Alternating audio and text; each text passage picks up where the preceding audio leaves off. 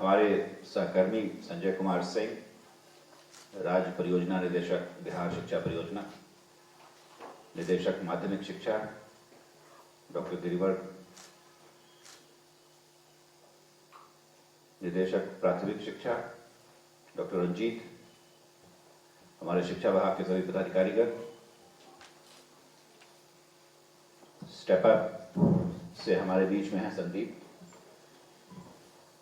दोनों विद्यालयों की प्रिंसिपल्स गर्दनी बाग और बांकीपुर, हमारी सभी बच्चियां और हमारे मीडिया से जो साथीगण आए हैं, मुझे बहुत खुशी है कि आज हम लोग आपके बीच में हैं। और जो अभी दिनेश जी की बातें मैंने सुनी और जो छोटी सी बच्ची ठीक इसके पहले आकर के उसने स्टेप अप के बारे में अपने अनुभव शेयर किए, तो कभी कभी लगता है कि your day is made, you know. इसी के लिए हम लोग कोशिश कर रहे हैं कि बच्चों के चेहरे पे कुछ खुशी देखें और एक्साइटमेंट देखें। मुझे याद है, मैं जब छठी में या सातवीं में था तो एक बार बायोलॉजी के जो टीचर्स थे उन्होंने मुझसे पूछा कि ये जो टमाटर है ये हरा होता है और बाद में लाल क्यों हो जाता है। तो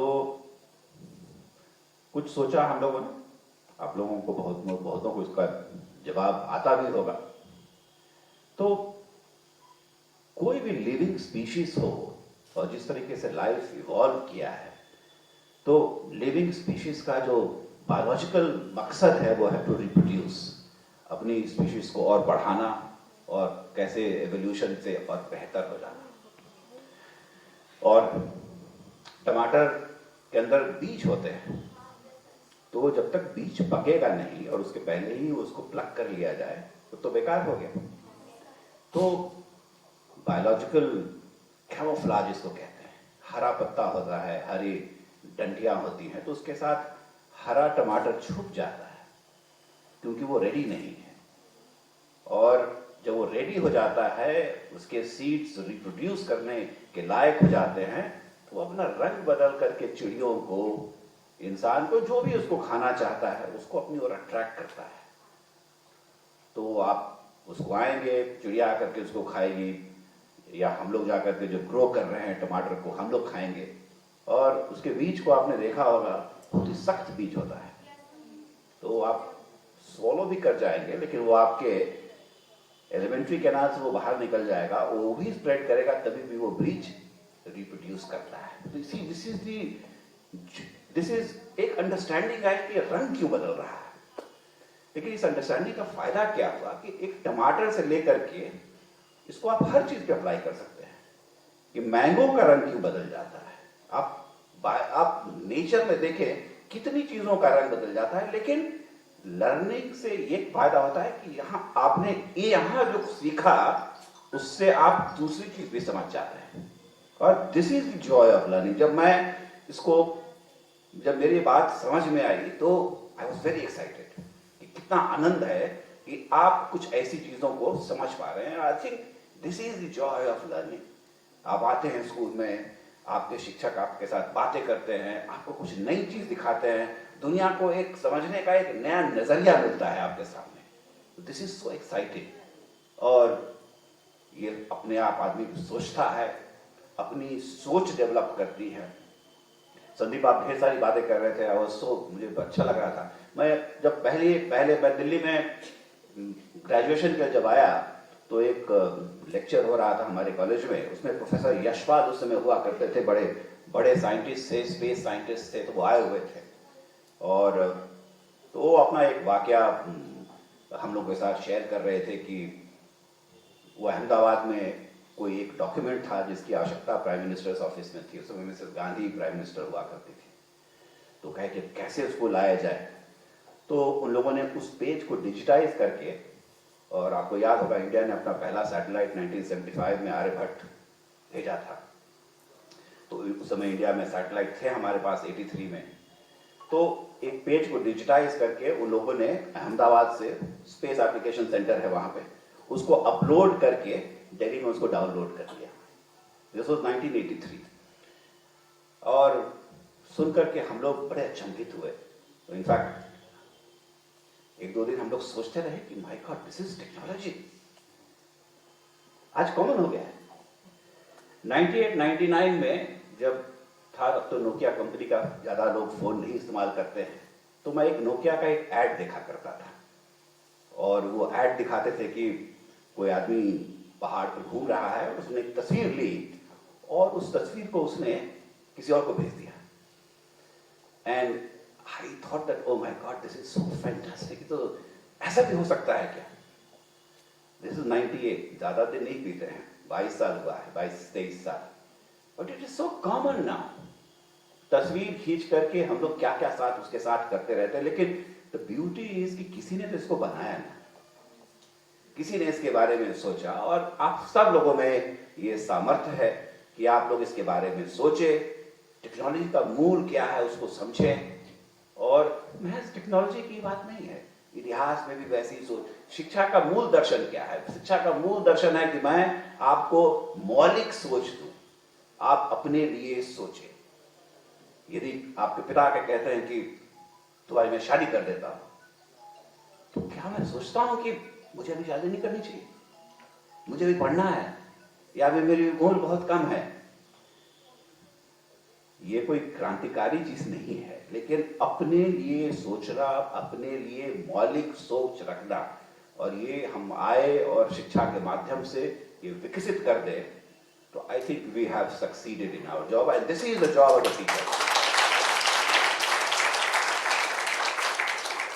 जब संदीप मेरे पास आए और हम लोगों ने इनकी टेक्नोलॉजी को देखा, तो हम लोगों को लगा कि इसको करना चाहिए, बड़ा अच्छा लगा, and this is so enjoyable. और अभी बता भी रही थी, क्या नाम था उनका?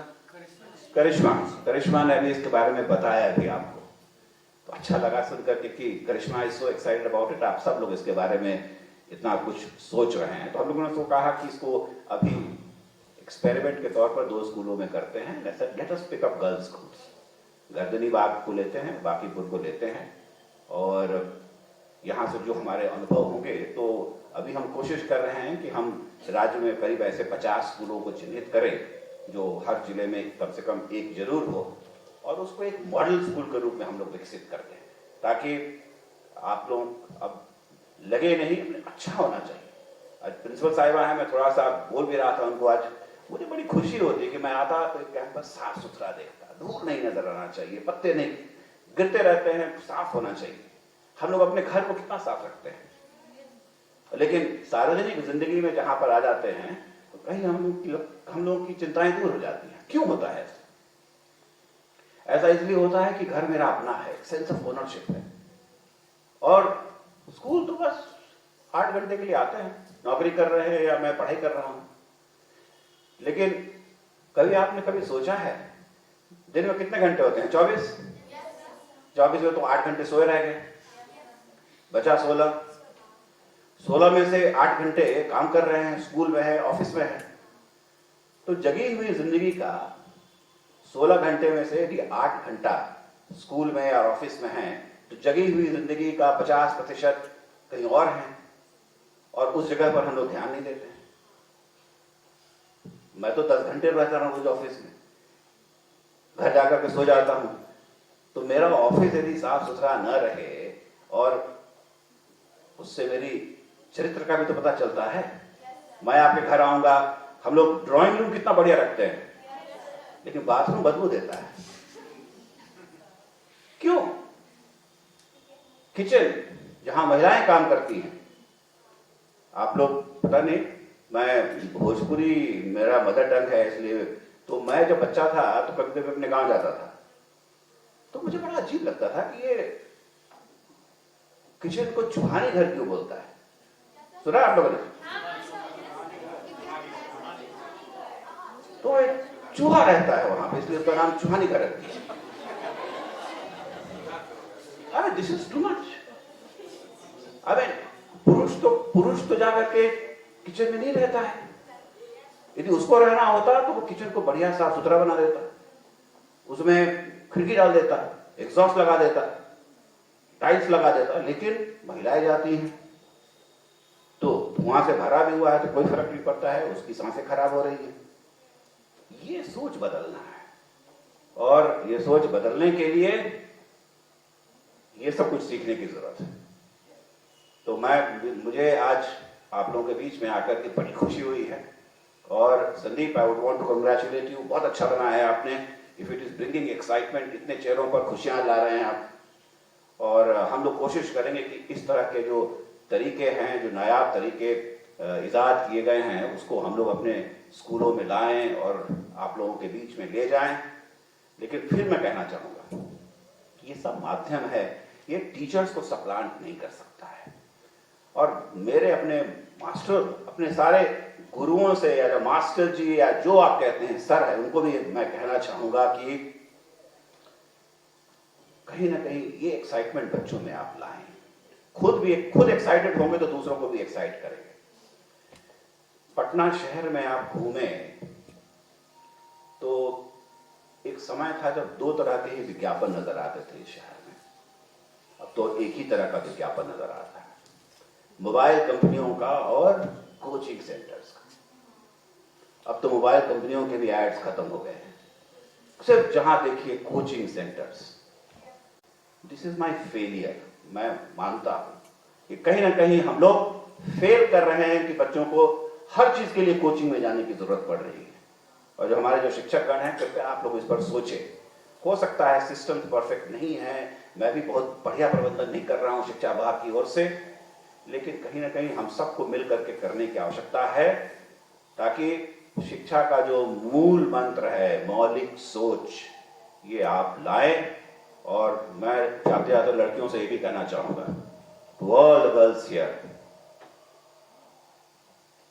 तुम लोग भी कुछ ऐसे ही कुछ बनाओ, कुछ अच्छा करो, जिंदगी में नाम कमाओ, बाकी सब चीजें अपने आप जगह पे आ जाती हैं। Thank you.